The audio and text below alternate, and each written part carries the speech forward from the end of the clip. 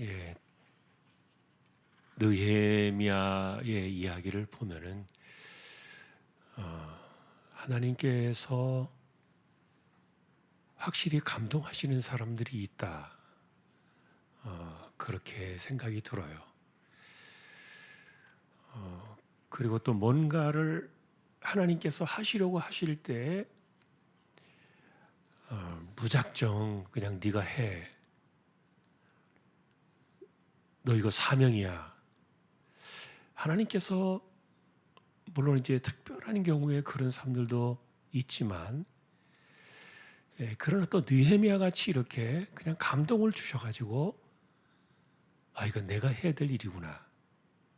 이런 자리로 나아가는 사람들이 구별될 수 있는 것 같아요. 예를 들면 모세 같은 경우에는 하나님이 직접 부르셨지요. 80의 나이에 그를 광야에서 직접 부르셨어요. 그리고 바울 같은 경우도 다메섹에서 예수님 만난 후에 다른 제자였던 아나니아를 보내시면서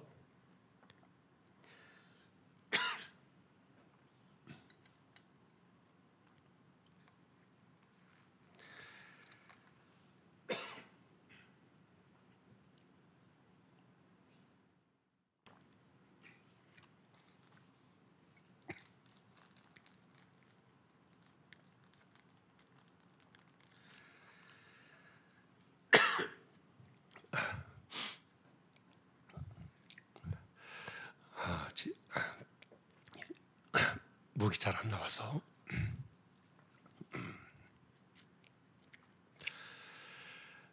바울 같은 경우를 보면은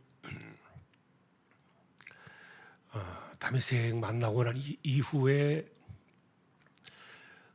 다른 제자였던 아나니아를 보내셨지요. 그리고는 바울에게 일방적으로 사명을 주셨어요. 너는 나의 택한 그릇이다.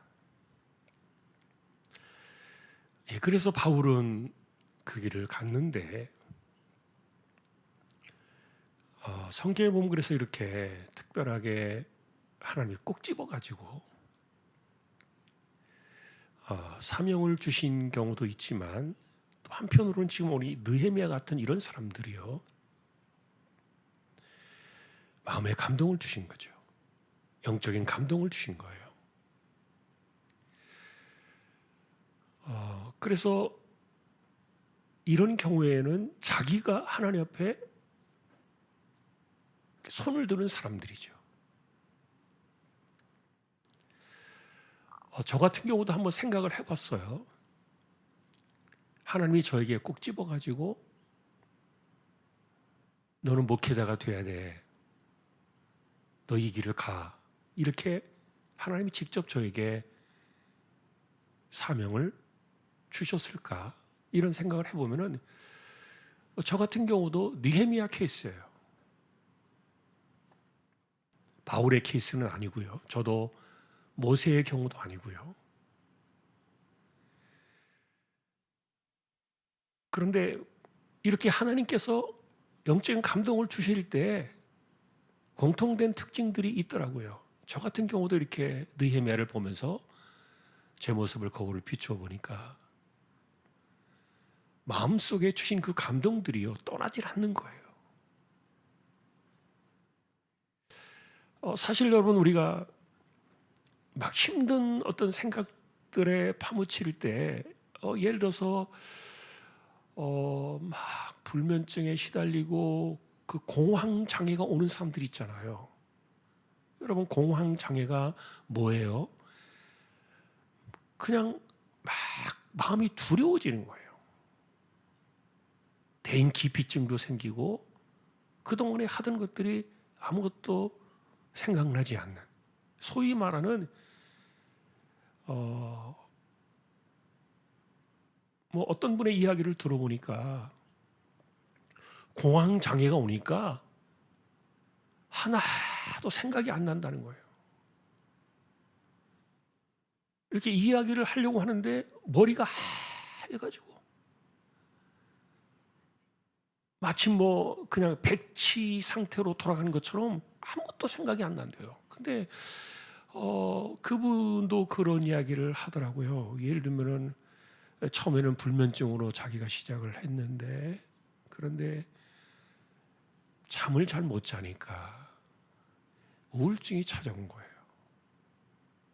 근데 여러분, 불면증이 있는 분들요, 우울증 조심해야 돼요. 사람이니까 와요, 그게. 우울증이 찾아올 수 있어요. 그런데 이게 우울증이 오래 가면은요,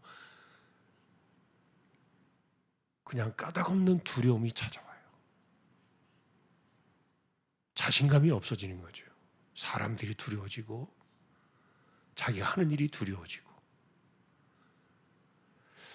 이렇게 되는데, 그런데 이제 이런 경우는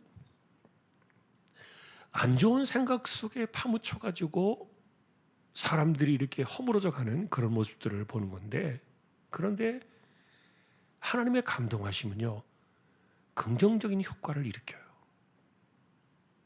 우리 마음속에 뭔가를 생각나게 하실 때 막 괴로운 것은 비슷한데, 그리고 잠을 자지 못하는 것도 비슷하고, 음식도 넘어가지 않는 것은 비슷한데, 그런데 그런 하나님의 감동이 마음속에 이렇게 나를 사로잡을 때는, 그럴 때는 그 하나님 앞에서 손을 들고 뭐 소원을 하거나, 아니면은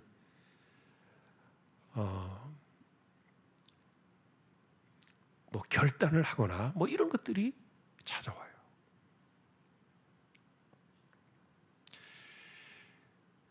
여러분들이 다니엘서를 보시면 그 아이들이 10대였거든요. 바벨론의 포로로 잡혀갈 때 성인들이 아니에요. 20살도 안 된 친구들이에요. 근데 그 친구들이 찾아가서 제일 먼저 왕궁의 그 왕자들의 대접을 받았잖아요. 귀족의 대접을 받으면서 교육을 가르친 건데, 그런데 그들의 마음속에 이 친구들이 무슨 뭐 겁도 없이 막 무슨 배짱이 있어가지고, 그래가지고 우리는 신전에 올라갔다 온 것 같은 그런 왕의 식탁에 올라갈 수 있는 그런 그 고급진 음식들은 안 먹겠다. 그렇게 이야기하잖아요. 그 결심했다고 나오죠. 그런데 이런 것들도 사실은 하나님께서 주시는 마음의 감동들의 사건이라고 보는데, 이게 그냥 우리가 그렇게 해야지, 우린 유대인이니까, 우린 하나님의 사람이니까, 이게 참 쉽지가 않아요.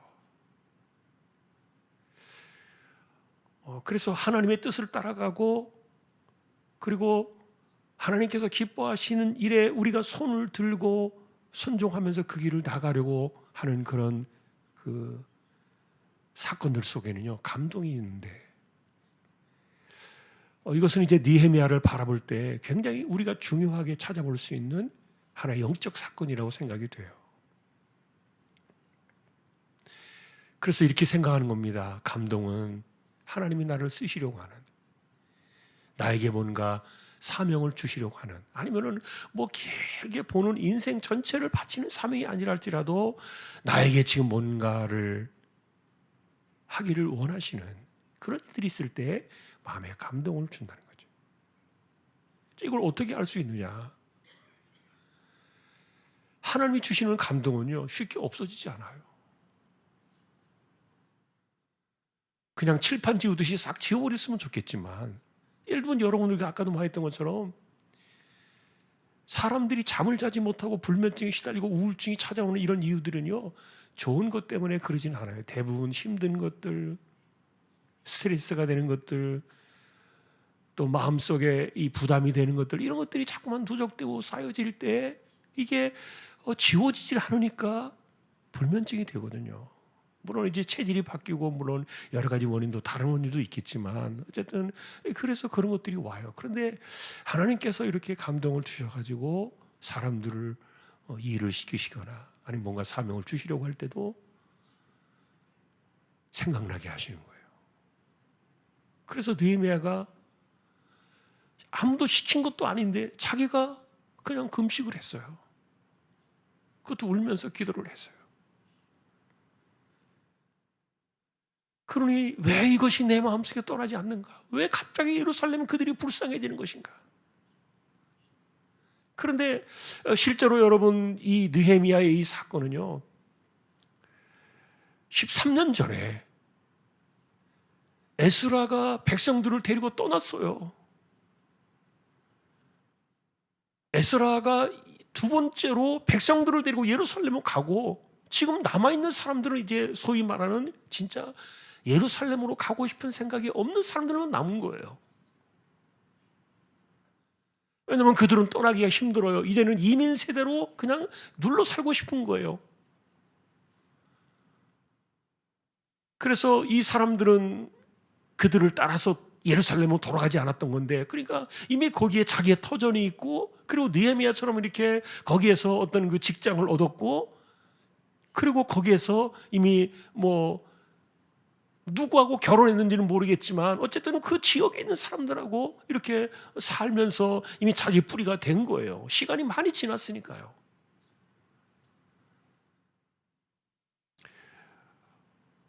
그런데 하나님께서 느헤미야의 마음속에 주신 이 감동들은 결국 뭐냐면 네가 나머지 사람들을 데리고 와. 이 사건으로 번진 거예요.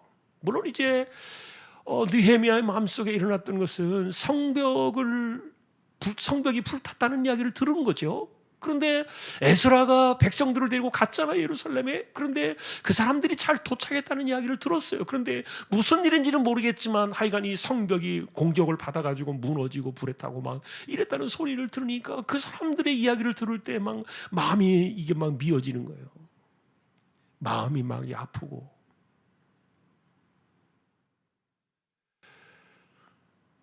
그래서 하나님께서 결국은 느헤미야에게 야, 네가 이 일을 해야 되겠다. 이건 하나님 주신 마음이 아니에요. 그런데 자기가 스스로 그렇게 마음을 먹은 거예요.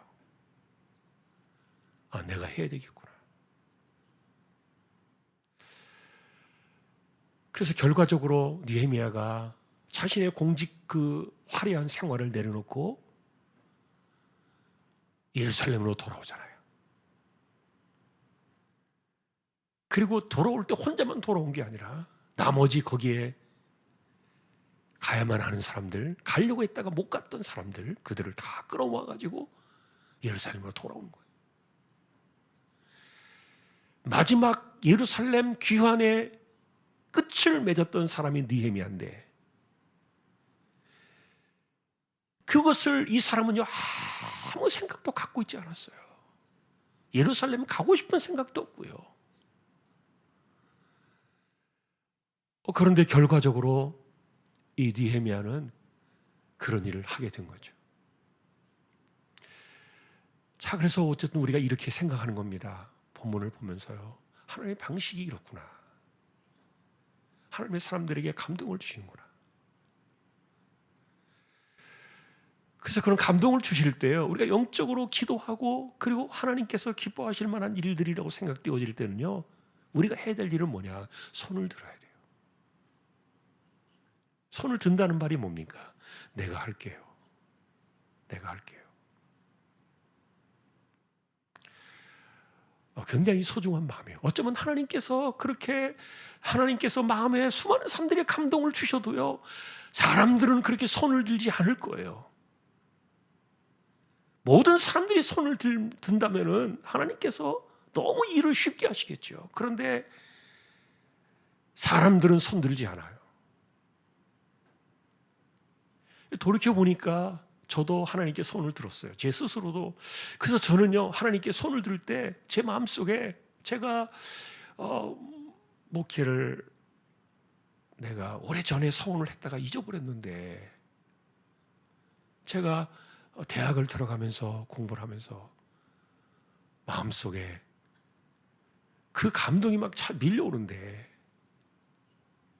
그런데 아무리 생각해도 하나님께서 야, 내가 너 부른 사명자야, 너 이 길을 가야 돼, 이렇게 하나님께서 어떤 계시도 주시지 않는 거예요. 어떤 그 깨달음도 주시지 않는 거예요.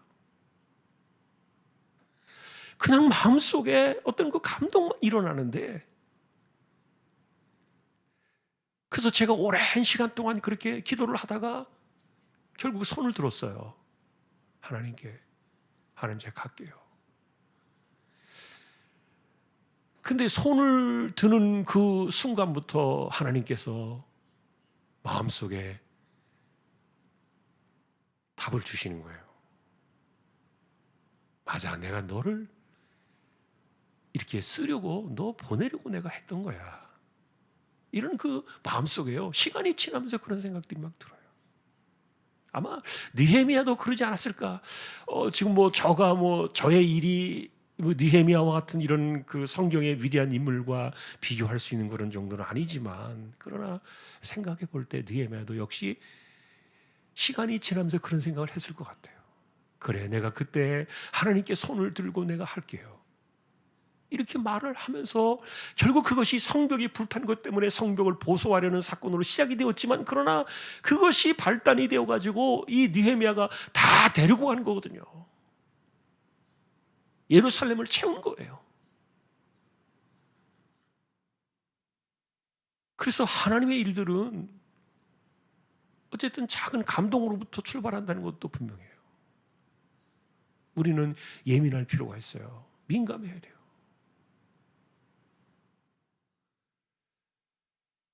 뭔가를 하려고 할 때 끊임없이 그것을 위해 기도하게 하고 그것을 생각나게 하시는 거죠. 잊어버리지 않게 하시는 거죠. 아, 하나님께서 뭔가를 하시려고 하는구나.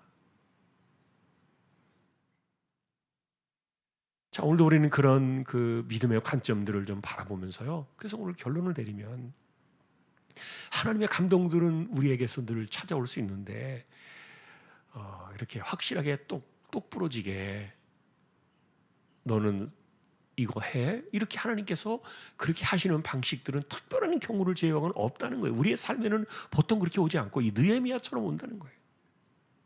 그래서 그런 일들이 찾아올 때 우리가 하나님 앞에 해야 될 것은, 하나님, 제가 할게요. 그래서 제게 지금 마음에 감동 주시는 거 아닙니까? 제게 지금 바라셔서 그러신 거 아닌가요? 제가 할게요. 여러분, 이게 우리가 하나님 앞에서 감동을 받는 사람들이 살아가는 삶의 자세예요. 느헤미야의 과정이 꼭 그랬어요. 뭐 다른 거 필요 없어요. 뭐 이유를 따지고 뭐 다른 거 생각하고요. 뭐 어떤 것들 뭐 이렇게 계산하고 그럴 필요가 없어요. 그냥 하나님께 마음에 감동 주실 때 할게요. 그러면은요, 길이 열려요. 그래서 여러분, 우리가 알고 있잖아요. 이 느헤미야가 이 성벽을 짓는데 며칠이나 걸렸습니까? 한 달 보름밖에 안 걸렸어요. 말도 안 되는 건축이에요. 뭐 요즘처럼 뭐 이렇게 뭐 기계가 있나요? 아니면 뭐 사람들이 많나요? 특별히 성벽을 쌓는 것은 벽돌을요, 이걸 다 사람들이 어깨에다 짊어지고요, 줄 매달아 가지고 그렇게 어깨에다 메고 이거 하는 공사예요. 아주 원시적으로 하는 공사예요. 이 2000년도 더 됐잖아요. 이 사건이 2500년 전의 일이에요.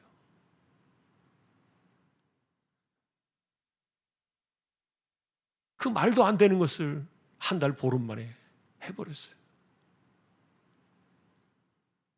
그래서 결국은 이제 그거예요. 하나님께 마음에 감동을 주신다면 그냥 해라, 그겁니다. 우리의 신앙 속에서요. 다른 거 생각하지 말고 하나님 할게요. 제가 하겠습니다. 손을 들면 그냥 되는 거예요. 그래서 오늘도 우리는 하나님의 일하시는 방식들을 우리가 생각하자는 겁니다. 여러분, 그렇게 살면 좋겠어요. 하나님께서는요, 다 준비시켜놓고 일하실 때도 있어요. 솔로몬 같은 경우는 다윗을 통해서 다 준비시켜놓고서 성전을 짓게 하셨죠. 그런데 이런 경우는 정말 맨 땅에 헤딩하는 거예요. 아무것도 준비된 게 없어요. 사람도 없고 돈도 없고. 근데 하나님의 일은 감동을 주실 때 할게요라고 딱 이렇게 마음을 먹는 이것이 일을 이루고 뭔가를 시작하고요. 그것을 할 때 우리가 생각하지 못했던 그런 그 많은 일들을 하게 된다는 거죠.